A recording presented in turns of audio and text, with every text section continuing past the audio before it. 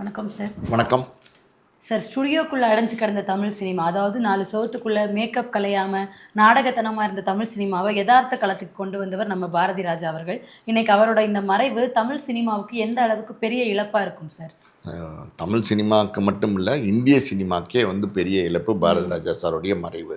பாரதி ராஜா சார்லாம் பார்த்தீங்கன்னா ஒரு 100 வருஷம் கழித்து இப்படி ஒரு இயக்குனரை நீங்கள் தேடினீங்கன்னா கூட ஒரு படைப்பாளியை நீங்கள் கண்டுபிடிக்க முடியாது. அப்படி ஒரு அற்புதமான ஒரு கலைஞன், உன்னதமான ஒரு படைப்பாளி. அவருடைய படைப்புகள், ஒவ்வொரு படைப்புகளும் பார்த்தீங்கன்னா எப்படி சொல்கிறது, ரொம்ப யதார்த்தமான மனிதர்களோட கனெக்ட் ஆகக்கூடிய படைப்புகளாக இருந்தது.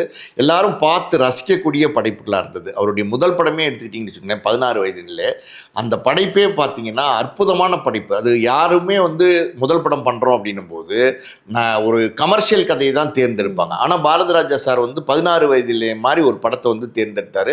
அந்த படத்தினுடைய கேரக்டர்ஸ், அதாவது சப்பானி கேரக்டர், கமலஹாசன் கேரக்டர் ஆகட்டும், இல்லைன்னா பார்த்தீங்கன்னா ரஜினிகாந்த் கேரக்டர், பரட்டை கேரக்டர் ஆகட்டும், ஸ்ரீதேவியோட கேரக்டர், மயில் கேரக்டர் ஆகட்டும், இதெல்லாமே ரொம்ப வித்தியாசமாக இருந்துச்சு.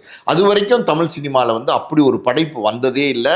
அப்படி ஒரு படம் தமிழ் சினிமா பார்த்ததே கிடையாது. அதுதான் உண்மை. பொதுவாக பார்த்தீங்கன்னா தமிழ் சினிமா அப்படின்னு இப்போ எடுத்துக்கிட்டிங்கன்னா பாரதி ராஜா வரவுக்கு முன்னாடி கேமராக்கள் எல்லாம் பார்த்தீங்கன்னா ஸ்டுடியோலேயே முடங்கி கிடந்தது, ஸ்டுடியோவிலே சிறைப்பிடித்து கிடந்தது. அந்த காலகட்டத்தில் பார்த்தீங்கன்னா சுதந்திரமாக படப்பிடிப்பு எங்கே வேணாலும் படப்பிடிப்பு பண்ணலாம், எங்கே வேணாலும் படம் எடுக்கலாம் அப்படிங்கிற ஒரு விஷயத்தை கொண்டு வந்தவரே பாரதி ராஜா சார் தான்.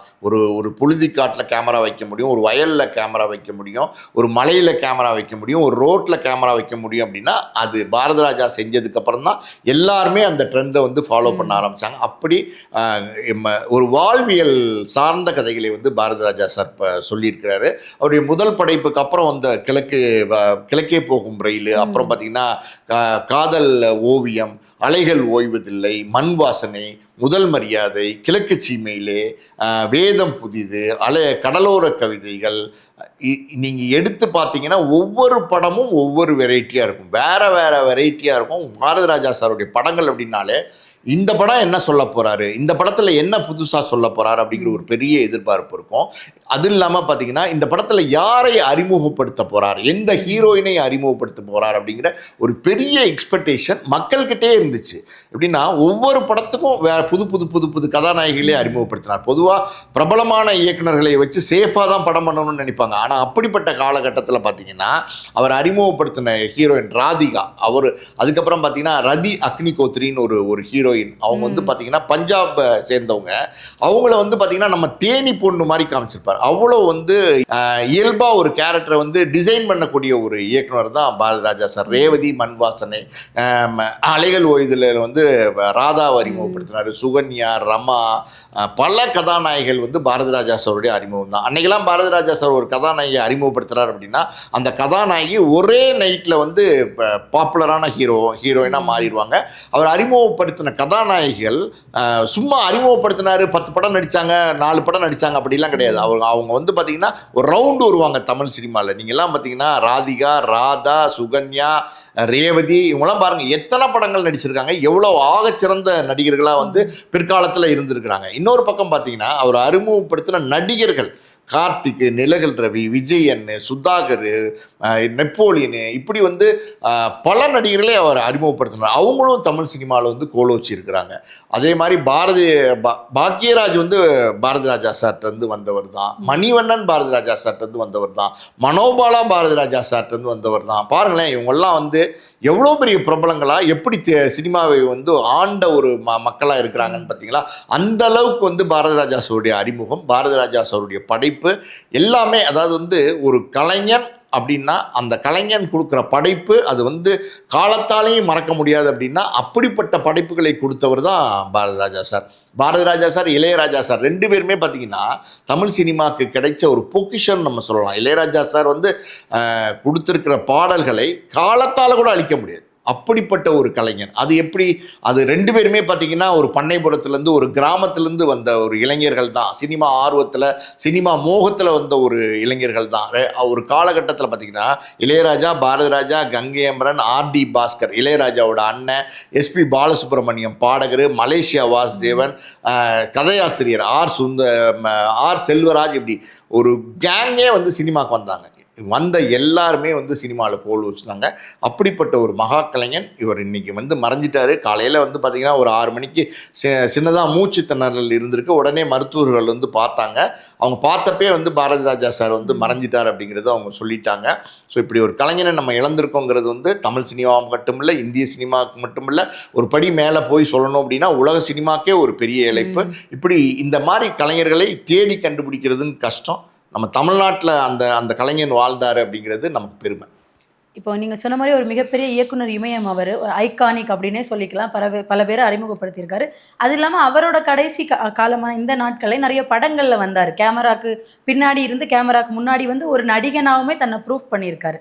இந்த மாதிரி இருக்கும்போது இவர் கொண்டு வந்த இந்த லெகசி, அதை எப்படி இந்த தமிழ் சினிமா இன்னும் எடுத்துகிட்டு போகணும் சார்? இது எப்படி கண்டினியூ பண்ணால் நல்லா இருக்கும்னு நீங்கள் நினைக்கிறீங்க? முதல் கேள்விக்கு முதல்ல பதில் சொல்கிறேன். பாரதி ராஜா சார் வந்து ஒரு நல்ல நடிகர், அது பல பேருக்கு தெரியாது. நடிக்கணுங்கிற ஒரு ஆசை பாரதி ராஜா சாருக்கு இருந்துச்சு. கதாநாயகனாக நடிக்கணுங்கிற ஆசையெல்லாம் பாரதி ராஜா சாருக்கு இருந்துச்சு. ஆரம்பத்திலே பார்த்தீங்கன்னா கல்லுக்குள் ஈரம்னு ஒரு படம் எடுத்தார். அவரே இயக்குன படம். அதில் வந்து அவரே வந்து கதாநாயகனாக நடித்தார். அதுக்கப்புறம் வந்து சரி நம்ம வந்து இயக்கம் பண்ணுவோம் அப்படின்னு சொல்லி தொடர்ந்து படங்கள் வந்து இயக்கிக்கிட்டு இருந்தார். அதுதான் பின்னாடி பார்த்தீங்கன்னா நிறைய படங்களில் நீங்கள் வந்து ஒரு 25 படங்களுக்கு மேலே பாரதி ராஜா சார் வந்து பல புது புது இயக்குநர்களுடைய டைரக்ஷனில் குணச்சித்திர வேடங்கள்ல நடிச்சிருக்காரு. குரங்கு பொம்மையிலேருந்து, மகாராஜாலேருந்து, திருச்சிற்றம்பலம்லாம் நீங்கள் போய் பார்த்தீங்கன்னு வச்சுங்களேன், அந்த தாத்தா கேரக்டர் அது தாத்தாவாகவே வாழ்ந்திருப்பார். அப்படி ஒரு கதாபாத்திரமாகவே உயிருள்ள ஒரு கதாபாத்திரமாகவே வந்து வாழ்ந்திருப்பார். ஒரு நடிப்பு தான், அது ஒரு கதை தான், அதில் ஒரு கதாபாத்திரம் தான். ஆனால் நீங்கள் அங்கே இப்போ பாரதி ராஜாவை வந்து திருச்சிற்றம்பலத்தில் பார்த்தீங்கன்னா உண்மையாலுமே ஒரு தாத்தா எப்படி இருப்பாரோ அப்படி இருந்தார். ஸோ அப்படி ஒரு நல்ல ஒரு அற்புதமான நடிப்பு திறன் வந்து பாரதி ராஜா சட்ட இருந்து, நடிப்பு கலை அப்படின்னு இருக்குது பார்த்தீங்களா, அது பாரதி ராஜா சட்ட கொட்டி கிடந்தது. பிற்காலத்தில் அது நிறைய படங்களில் நடித்து, ரெட்ட சுழி, ஏகப்பட்ட படங்களில் நடித்து தன்னுடைய நடிப்பு திறமையும் பாரதி ராஜா சார் வெளிப்படுத்தினார். நீங்கள் அவருடைய லெகசியை ஃபாலோ பண்ணுவாங்களான்னு கேட்டீங்க. ஃபாலோ பண்ணுவாங்க, இனியும் பண்ணுவாங்க. காரணம் என்ன அப்படின்னா 16 வயது நிலை படம் வந்ததுக்கப்புறம் தான் தமிழ் சினிமாவே வேற ஒரு வடிவத்துக்கு போச்சு. அதுக்கு முன்னாடி வந்து ஸ்டுடியோ அங்கே இங்கேன்னு எடுத்துகிட்டு இருந்த ஒரு தமிழ் சினிமா இயல்பான ஒரு தமிழ் சினிமாவாக மாறிச்சு. அன்னைக்கு அந்த படத்தை பார்த்து அன்றைய காலகட்ட இளைஞர்கள் 77 கடைசி, அது 77, 1977 கடைசியில் வந்த அந்த படம், அதை பார்த்து அது இன்ஸ்பிரேஷன் ஆகி பல பேர் எப்பரா இப்படி ஒரு படம் எடுக்க முடியும், யாரா இந்த இயக்குனர் அப்படின்னு சொல்லி நம்மளும் வந்து இப்படி ஒரு படைப்பாளி ஆகணும் அப்படின்னு ஒரு மோகத்தில், சினிமா மோகத்தில் ட்ரெயின் ஏறினவங்க, பஸ் ஏறினவங்க லட்சக்கணக்கான இளைஞர்கள்னு சொல்லலாம். அந்த அளவுக்கு வந்து சினிமா மோகம் அப்படின்னு வர வச்சது. சினிமா நம்மளும் போய் ஒரு டேரக்டர் ஆகணும், நம்மளும் ஒரு படைப்பாளி ஆகணும்னு ஒரு எண்ணத்தை வந்து உருவாக்குனது வந்து பாரதி ராஜா சார் தான். அப்படி வந்து வந்தவங்க இன்னைக்கு பல பேர் வந்து பிரபலமான இயக்குனர்கள், அமீர்லேருந்து, மிஸ்கின்லேருந்து, லிங்குசாமியிலேருந்து பல இயக்குனர்கள் வந்து பாரதி ராஜாவுடைய படங்கள் மீது ஈர்க்கப்பட்டு தமிழ் திரையுலகத்துக்கு வந்தவங்க தான். இன்றைக்கி இருக்கிற பல முன்னணி இயக்குனர்கள் அப்பா அப்படின்னு வந்து ஒருத்தரை கூப்பிடுவாங்க ஒரு இயக்குனர் அப்படின்னா அது பாரதி ராஜா சாரை தான். அந்த அளவுக்கு, அதாவது வந்து ஒரு தகப்பனாக வந்து பாரதி ராஜா சாரை நினைக்கிறாங்க. உண்மையாலுமே பார்த்தீங்கன்னா தமிழ் சினிமாவில் ஒரு பாரதி ராஜா சார் வந்து ஒரு தகப்பன் தான், அதில் எந்த சந்தேகம் கிடையாது. அப்படி அந்த வகையில் வந்த ஏகப்பட்ட சிஷ்யர்கள், அவருடைய சிஷ்யர்கள், அவரை ஃபாலோ பண்ணி வந்தவங்க இன்றைக்கும் தமிழ் சினிமாவில் வந்து பிரபல இயக்குனர்களாக இருக்கிறாங்க. இனியும் வந்து பார்த்திங்கன்னா இன்னும் ஒரு 50 வருஷம் கழித்து நீங்கள் 16 வயதிலேயோ ஒரு முதல் மரியாதையோ ஒரு மண் வாசனையோ பார்த்தீங்கன்னா அப்படியே அந்த மண் வாசனை அந்த படத்தில் அடிக்கும். அப்படி ஒரு படைப்பு தான் அவர் கொடுத்துருக்காரு. ஸோ இன்றைக்கி இருக்கிற இளைஞர்களுக்கு மட்டுமில்லை, இனிமேல் எதிர்காலத்தில் வரக்கூடிய படைப்பாளியாக வரக்கூடிய இளைஞர்களுக்கும் அவர் ஒரு இன்ஸ்பிரேஷனாக இருப்பார். சார், நடிப்பு இயக்கம் இப்படி ரெண்டுலேயுமே கோல் வச்சிருக்கிற ஒருத்தர் அந்த செட்டில் எப்படி இருப்பார்? இல்லை அவர் பண்ண இந்த ஒரு விஷயம் செட்டில் இப்படி நடந்துக்கிற ஒரு விதம் என்ன ரொம்ப கவர்ந்துருக்கு, ஈர்த்துருக்குன்னா நீங்கள் எந்த விஷயத்த சொல்லுவீங்க? பாரதி ராஜா சார் வந்து செட்டில் வந்து அவர் செட்டுன்னே சொல்ல முடியாது. அவர் எங்கே செட்டுக்கு போனார், அவர் வந்து ஷூட்டிங் ஸ்பாட் அது வந்து ஒரு கிராமத்தில் இருக்கும், ஒரு புழுதி காட்டில் இருக்கும், ஒரு வயல்வெளியில் இருக்கும், இப்படி தான் இருக்கும். அங்கெல்லாம் எப்படின்னா படப்பிடிப்பு ஸ்டார்ட் ஆயிடுச்சு அப்படின்னா பயங்கர டெரராக இருப்பார் பாரதி ராஜா சார். பயங்கர டெரராக இருப்பார். அவர் நினைக்கிற மாதிரி நடிக்கணும். நடிக்கலைன்னா அந்த நடிப்பு வர வரைக்கும் விட மாட்டார், யாராக இருந்தாலும் விட மாட்டார். அந்த மாதிரி வந்து ரொம்ப வந்து ஒரு பவர்ஃபுல்லாக டெக்னிக்கலாக வந்து பார்த்திங்கன்னா ரொம்ப ஸ்கில்டு பர்சனாலிட்டி, ஒரு ஒரு ஆளுமை, ஒரு படைப்பாளிகிட்ட இருந்தால் தான், ஒரு இயக்குனர்கிட்ட இருந்தால் தான் அந்த படத்தை வந்து நல்லா நேர்த்தியாக கொண்டு வர முடியும். அதை வந்து அது பாரதி ராஜா சார்ட்ட இருந்துச்சு. பாரதி ராஜா சார் ஆள் பார்த்தீங்கன்னா கொஞ்சம் ரஃப்பான ஆள் தான், கொஞ்சம் டஃப்பான ஆள் தான். அவருடைய காஸ்டியூம்ஸ் பார்த்துருப்பீங்க நீங்கள். ஒரு டிஷர்ட்டு, ஒரு ஜீன்ஸு, ஒரு பெல்ட்டு, ஒரு ஷூ, ஒரு வாட்ச்சு. ஒரு இளைஞன் எப்படி இருப்பானோ அப்படி வந்து தன்னை வந்து அவர் அடையாளப்படுத்திப்பார். அந்தளவுக்கு வந்து இளமையாக வந்து அவர் உடல் அளவில் மட்டுமில்ல, காஸ்டியூம்ஸில் மட்டுமில்ல, மனதளவுலையும் படைப்புலையும் வந்து கடைசி வரைக்கும் வந்து பாரதி ராஜா சார் வந்து இளமையாக இருந்தார், இளைஞனாக தன்னை வச்சுக்கிட்டாரு. ஸோ ஒரு படைப்பாளிக்கு எப்போவுமே எப்படின்னா கர்வம் இருக்குமா, அதில் தப்பே கிடையாது. சிருஷ்டிகர்த்தான்னு சொல்லுவாங்க, படைப்பாங்க. நீங்கள் ஒரு கேரக்டரை படைக்கிறதுங்கிறது பெரிய விஷயம் கிடையாது. அந்த கேரக்டரை உயிரோட்டமாக திரையில் கொண்டு வரதுங்கிறது ரொம்ப ரொம்ப கஷ்டம். அப்படி உயிரோட்டமாக ஒரு படைப்பாளி வந்து கேரக்டரை கொண்டு வரக்கூடிய திறமை படைத்தவர் தான் பாரதி ராஜா சார். அவர் வந்து ரொம்ப டஃப்பான ஆள். அவர் பேசுகிறதெல்லாம் கடுமையாக இருக்கிற மாதிரி தெரியும், பார்க்க ரஃப் அண்ட் டஃப்பாக தெரிவார். ஆனால் அப்படியே பாரதி ராஜா சாருக்கு ஒரு மறுபக்கமும் உண்டு. அது என்ன அப்படின்னா ரொம்ப ரொம்ப மென்மையான ஆள், ரொம்ப ரொம்ப இலகிய மனது படைத்தவர். இயல்பாகவே வந்து பார்த்திங்கன்னா கலைஞர்கள் வந்து ரொம்ப மென்மையாக ரொம்ப இலகிய மனது படைத்தவர்களாக இருப்பாங்க. அதுவும் இவரெல்லாம் பார்த்திங்கன்னா ரொம்ப உணர்ச்சி வசப்படக்கூடியவர். ஏதாவது ஒரு இழப்பு, ஒரு சிக்கல், பிரச்சனை, அதாவது ஒரு நட்பு, அதில் வந்து ஏதோ ஒரு பிரச்சனை அப்படின்னா கூட உடனே உணர்ச்சி வசப்பட்டு கண்ணீர் விட்டு அழுகக்கூடிய ஒரு நபர் தான் பாரதி ராஜா சார். அவர் நீங்கள் பார்த்துருப்பீங்க, மனோஜ் அவருடைய மகன் சென்ற வருடம் இறந்தப்போ அவர் அந்த இடுகாட்டில் அவரை பார்க்கும்போது நமக்கே அவ்வளோ வேதனையாக இருந்தது. ஏன்னா வந்து அவர் ஒரு அற்புதமான படைப்பாளி. அவர் வந்து கடைசி காலத்தில் இப்படி ஒரு சோதனை அவருக்கு வந்து அது வந்து பெரிய வேதனையாக இருந்துச்சு. பாரதி ராஜா சாருக்கு ஒரு பெரிய மன அழுத்தத்தை கொடுத்துச்சு.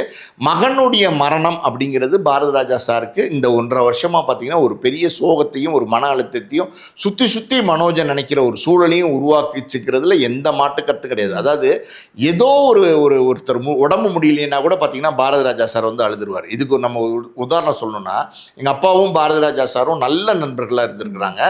தமிழ் தயாரிப்பாளர் சங்கத்தில் வந்து பாரதி ராஜா சார் வந்து தலைவராக இருந்திருக்கார் சில காலகட்டங்களில். அந்த நேரத்தில் அப்பா வந்து செயலாளராக இருந்திருக்கிறாரு. ஸோ ஒரு ரொம்ப ரொம்ப ஒரு நல்ல நேர்த்தியான ஒரு நட்பு வந்து 2 பேருக்குள்ளே இருந்தது.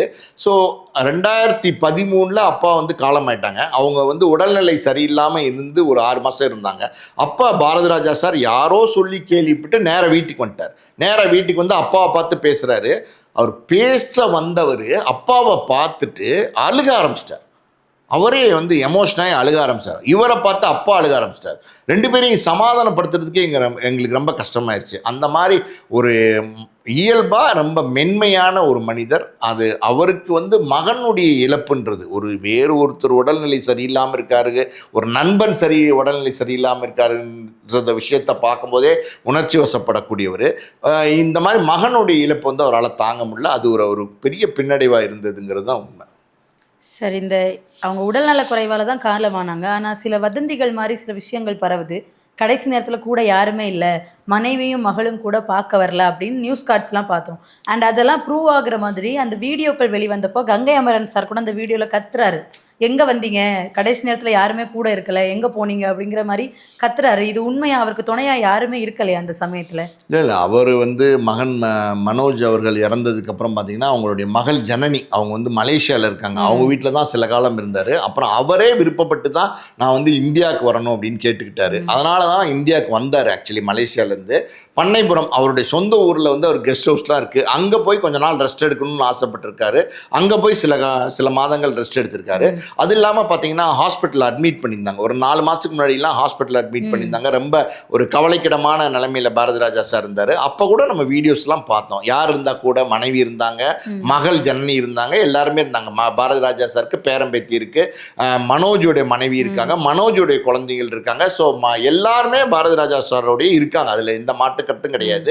யாரும் அவரோட இல்லை அப்படிங்கிற அந்த கருத்தை வந்து நம்மளால் ஏற்றுக்க முடியாது. அதாவது ஜனனி அவர்கள் மலேசியாவில் இருக்காங்க. அவர் கணவன் குழந்தைங்களோடு அங்கே இருக்காங்க. அவங்க குழந்தைங்க இங்கே படிச்சுக்கிட்டு இருக்காங்க. அப்படி இருக்கும்போது அப்பா இங்கே இருக்கார்.